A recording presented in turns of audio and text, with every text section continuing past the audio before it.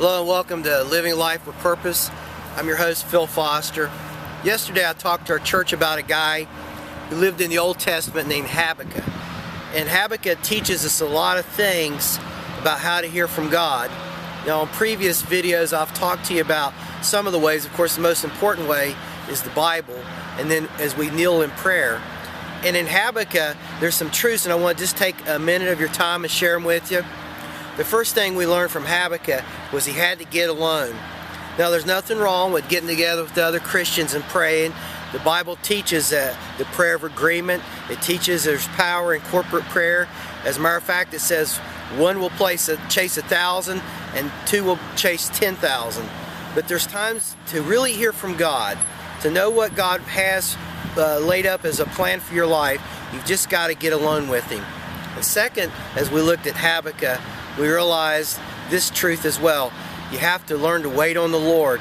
Now, if you're like me, we all want everything instantaneous.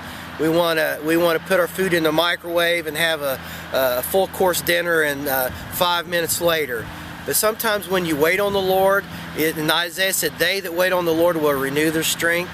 And sometimes to hear from God, you hear it quickly sometimes, and other times we have to learn to get quiet, be patient, and wait in His presence. And finally, in Habakkuk, he made a remarkable statement. He said, write it down.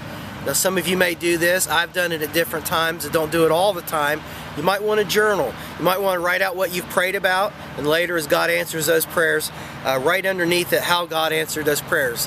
And the powerful thing about that is that it builds great faith that when we are in the midst of a storm, we can look back and see how we called out to God, and then we can look back and see how God brought us safely through the storm to the other side. And that's why he said write it down on tablets.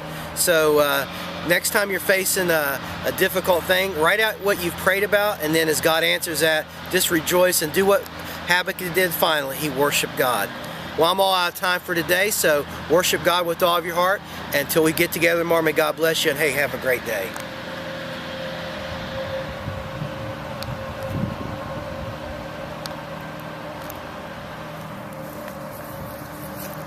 Stop.